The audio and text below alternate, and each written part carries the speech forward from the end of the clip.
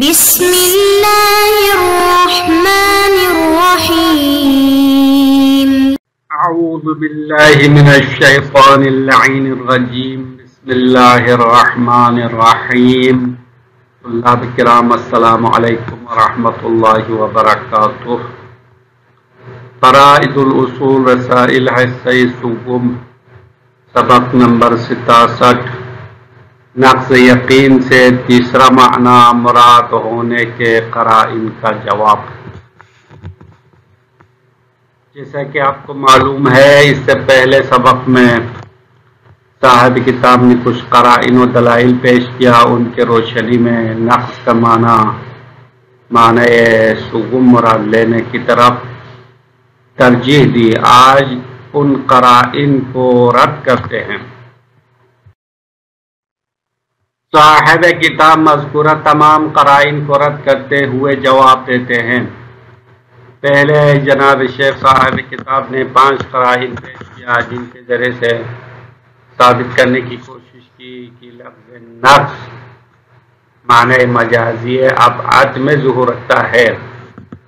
معنی مجازی جو معنی حقیقی سے دور والا معنی ہے، یعنی لفظ نقص کا تیسرا معنی جو رفع الیت عن مطلق الامر کا معنی تھا، اس میں ظہور رکھنا ثابت کرنے کی کوشش کی. آج ان تمام قرائن کو جواب دیتے ہیں، رد کرتے ہیں.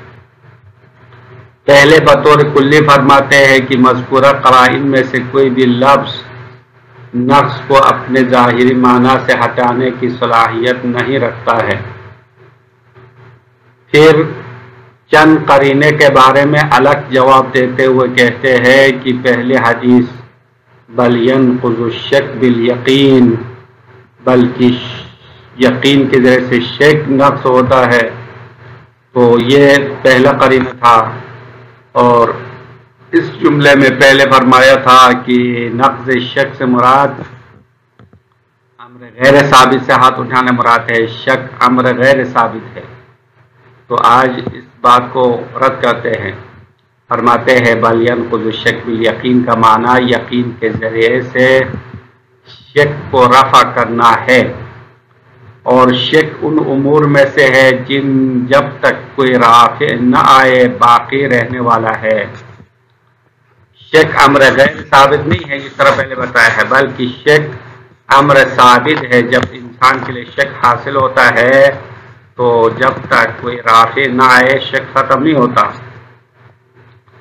تو بل ينقض الشک بالیقین میں بھی یہ نقص کا معنی امر ثابت سے ہاتھ اٹھانا مراد ہے، رفع الیت عن امر ثابت ہے.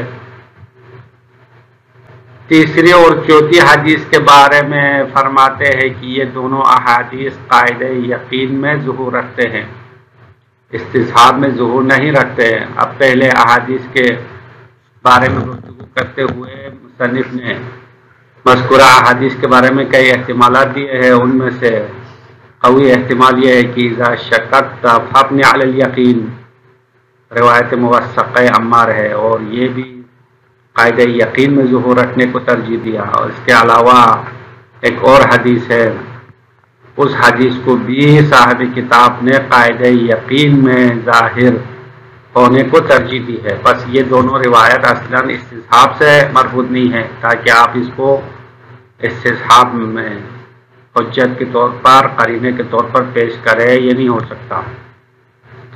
اس کے علاوہ ان احادیث کا ذیل صدر کے لیے قرینہ بنتا ہے کیونکہ ان احادیث میں لفظ مضی آیا ہے. اس سے مراد سابقہ حالت کے مطابق چلتے رہنا ہے. پس حدیث کا ذیل اس کے صدر کے لیے قرینہ بنتا ہے کیونکہ حدیث کے ذیل میں لفظ مضی آیا ہے. من کان علی یقین فلیمضی علی یقینہ، تو لا یمضی مضی سے ہے، مضی یعنی گزر جانا، چلتے رہنا، سابقہ حالت کے مطابق چلنا ہے.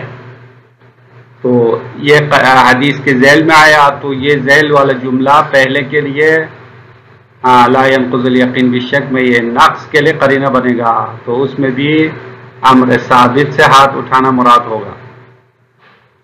یہاں تک کہ کوئی رافع نہ آئے، یعنی رافع جب تک نہ آئے حالت سابقہ کو جاری رکھنا مضی کا معنی ہے. لذا یہ بھی شک رافع سے مربوط ہے۔ اور آخری قرینے کا جواب دیتا ہے اور کہتا ہے کہ الیقین لا يدخلہ الشک کو افطر للرؤیا کا فرق کرا دیا ہے۔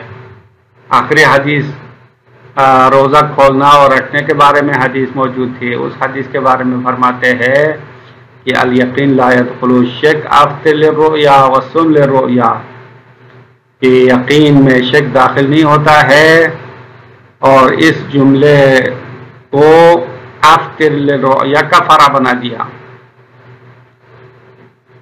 یعنی افطر للرؤیا جب شوال کا چاند نظر آئے تو افطار کرو۔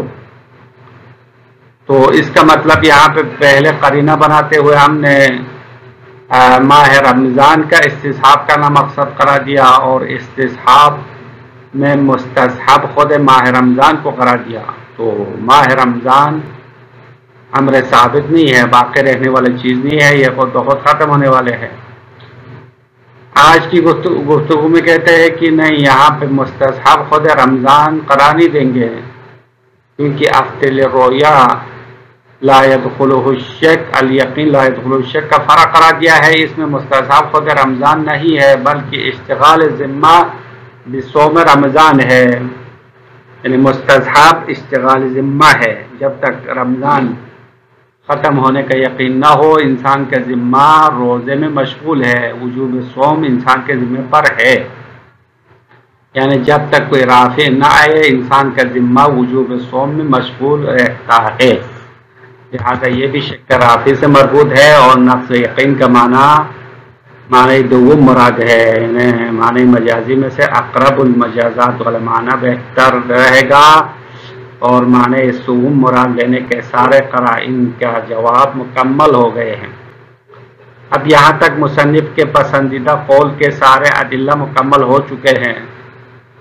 استصحاب کے کل 11 اقوال تھے، ان میں سے مصنف نے 9واں قول انتخاب کیا تھا۔ شک رافع میں استصحاب حجت ہے، شک مقتضی میں حجت نہیں ہے، یہ قول مصنف کا قول تھا، اور اس سلسلے میں مصنف نے کئی ادلہ پیش کیا ہے، اور وہ ادلہ یہاں تک مکمل ہو گئے۔ اس کے بعد باقی اقوال کے لیے مصنف نے ادلہ پیش کیا اور ان کو جواب بھی دیا ہے، باقی 10 اقوال کے لیے۔ اما یہ تمام ابحاث جو دوسرے اقوال سے مربوط ہے وہ نصاب میں شامل نہیں ہے، حوزہ علمیہ کے نصاب میں نہیں ہے، اس لیے ہم نے اس کو حذف کر لیا ہے۔ ہم یہاں سے آگے بڑھتے ہیں، تنبیہات استصحاب کی گفتگو کا آغاز کرتے ہیں۔ استصحاب کے متعلق بیان ہونے والے 12 تنبیہات کن موضوعات سے مربوط ہے؟ مصنف نے اقوال کے ادلہ پیش کرنے کے بعد استصحاب کے متعلق تنبیہات بیان کیا۔ 12 تنبیہات یا 12 امور کے بارے میں گفتگو کی ہے۔ اب یہاں پہ سوال یہ ہے کہ یہ امور کن چیزوں سے مربوط ہے یا کن موضوعات سے متعلق ہے؟ جناب شیخ نے جس طرح استصحاب کے تقسیمات کو 3 موضوعات سے مربوط بنایا تھا، اسی طرح استصحاب کے متعلق بیان ہونے والے 12 تنبیہات میں بھی انہی 3 موضوعات سے مربوط مطالب بیان کیا ہے۔ وہ 3 موضوعات مندرجہ ذیل ہے۔ پہلا موضوع مستصحب ہے۔ اس طرح تقسیمات استصحاب میں مستصحب کے اعتبار سے تقسیمات کیے تھے، تو یہاں تنبیہات میں بھی کچھ مطالب مستصحب کے بارے میں بیان کیا جائے گا۔ آنے والے تنبیہات میں سے بعض مطالب مستصحب کے بارے میں بیان کیے جائیں گے۔ دوسرا موضوع مستصحب کی دلیل ہے۔ مستصحب پر دلالت کرنے والی دلیل کے اعتبار سے استصحاب کی تقسیم بندی کی تھی، اسی طرح مستصحب کی دلیل کے سلسلے میں کچھ مطالب تنبیہات میں بیان کرتے ہیں۔ کچھ تنبیہات کے مطالب مستصحب کی دلیل کے بارے میں بیان ہوگا۔ تنبیہات کے کچھ مطالب مستصحب کی دلیل کے بارے میں بیان ہوگا۔ تیسرا موضوع شک لاحق ہے۔ استصحاب کے ارکان میں سے ایک شک لاحق ہے، تو شک لاحق کے سلسلے میں بھی کچھ مطالب بیان کریں گے۔ کچھ تنبیہات کے کچھ مطالب شک لاحق کے بارے میں ذکر ہوں گے۔ سب سے پہلی تنبیہ مستصحب کے بارے میں ہے۔ اب یہاں سے تنبیہات میں سے تنبیہ اول، امر اول، مصنف نے مستصحب کے بارے میں بیان کرنا شروع کیا تو ایک تقسیم میں مستصحب کے دو اقسام بنتے ہیں۔ نمبر ایک، کبھی مستحب جزئی ہوتا ہے، نمبر دو کبھی کلی ہوتا ہے۔ فی الحال ہماری گفتگو مستحب کلی ہونے کے بارے میں ہے۔ مستحب جزئی ہو تو اس میں مزید گفتگو نہیں ہے، لیکن مستحب کلی ہونے کی صورت میں اس میں تفصیلات ہے، اس کے بارے میں ابھی ہم گفتگو کرتے ہیں۔ اب ہم مذکورہ مطالب کی عبارت کا ترجمہ کرتے ہیں۔ ھذا، مصنف فرما رہے ھذا یعنی خذ، اس مطلب کو اخذ کرو۔ یہاں تک قرائن و شواہد مکمل ہو گئے۔ ہم یہاں ادھر سے جواب شروع ہوتا ہے، وَلَكِنَّ الْإِنصَافَ أَنَّ الشَّيْءَ مِنْ ذَلِكَ لَا يَصْلُحُ لِصَرْفِ لَفْظِ النَّقْصِ عَنْ ظَاهِرِهِ، لیکن انصاف والی بات ہے کہ مذکورہ قرائن میں سے کوئی بھی لفظ نقص اپنے ظاہر سے ہٹانے کی صلاحیت نہیں رکھتا ہے۔ گزشتہ قرائن میں سے کوئی بھی قرینہ لفظ نقص کو معنی ظاہر سے ہٹانے کی قابلیت نہیں رکھتا۔ لفظ نقص کا ظاہری معنی وہی معنی مجازی اقرب والا معنی ہے۔ نقص کا معنی رفعیت عن امر ثابت ہے، اس سے ہٹانے کی صلاحیت نہیں رکھتا، کیونکہ لأن قولہ بل ينقض الشک بالیقین معناہ رفع الشک، کیونکہ سب سے پہلے قرینہ یہ جملہ تھا بل ينقض الشک بالیقین، بلکہ شک کو یقین کی ذریعے سے نقص کیا جائے گا، تو نقض شک امر غیر ثابت قرار دیا تھا۔ یہاں پہ مصنف فرما رہے کہ بل ينقض الشک بالیقین کا معنی ہے رفع الشک، شک کو ہٹانا ہے۔ لأن الشک مما اذا حصل لا يرتفع الا برافع، کیونکہ شک جب حاصل ہوتا ہے تو جب تک رافع نہ ہو وہ مرتفع نہیں ہوتا ہے، یعنی شک امر ثابت ہے، امر غیر ثابت نہیں ہے۔ یہ ایک قرینہ جس کا جواب دے دیا۔ وَأَمَّا قَوْلُهُ عَلَيْهِ السَّلَامُ مَنْ كَانَ عَلَى يَقِينٍ فَشَكَّ، اما یہ حدیث جو یقین کی حالت میں ہے فشک وہ شک کرے تو فَلْيَمْزِ عَلَى يَقِينِهِ، آگے جملہ ہے کہ وہ اپنے یقین پر چلتا رہے۔ فَقَدْ عَرَفْتَ أَنَّهُ كَقَوْلِهِ إِذَا شَكَّكْتَ فَابْنِ عَلَى الْيَقِينِ، اور یہ جملہ آپ نے جان لیا کہ یہ اس حدیث کی طرح ہے کہ جب آپ شک کرے تو یقین پر بنا رکھو۔ یہ دونوں احادیث غیر ظاہر فی الاستصحاب، یہ استصحاب میں ظہور رکھنے والے نہیں ہیں بلکہ قاعدہ یقین کے احادیث ہیں۔ مع امکان ان یجعل قوله علیہ السلام فإن اليقین لا ينقض بالشک او لا يدفع به قرینۃ،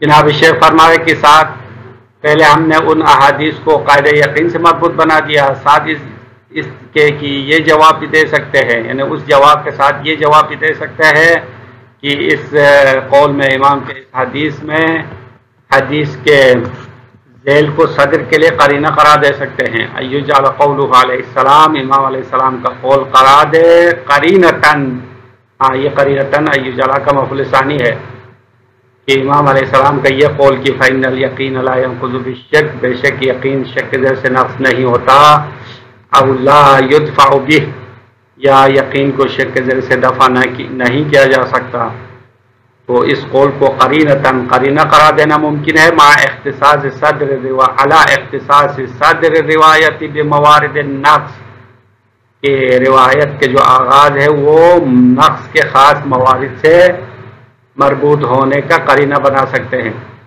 مع ان الظاہر من المضی، ساتھ اس کے کہ لفظ مضی کا ظاہر، کیونکہ ایک حدیث میں فَلْيَمْزِ عَلَى یقینی لفظ مضی آیا ہے، لفظ یمزی مضی سے مشتق ہے، تو مضی کا معنی ہے، مضی کا ظاہری معنی الجری علی مقتضی الداعی السابق، پہلے داعی اور پہلے ہدف کے مطابق چلنا ہے، وعدم التوقف الا لصارفین، جب تک کوئی صارف نہ ہو اس پر نہیں ٹھہرنا ہے۔ نظیر قولہ علیہ السلام، جیسا کہ امام علیہ السلام کے اس قول کی طرح ہے، اذا کثر علیک السہو فامضی علی صلاتہ، جیسا کہ نماز میں شک کثرت شک ہونے کے بارے میں امام نے فرمایا جب آپ پر سہو اور شک زیادہ ہو جائے تو فمض علی صلاتک، آپ اپنی نماز کو جاری رکھے، اس شک کی پرواہ نہ کرے۔ تو یہاں پہ بھی فمضی لفظ مضی آیا ہے، تو یہاں پہ بھی جاری رکھنے کا معنی ہے، ونحوہ، اس جیسے اور بھی احادیث ہے ان سے قرینہ بنتا ہے۔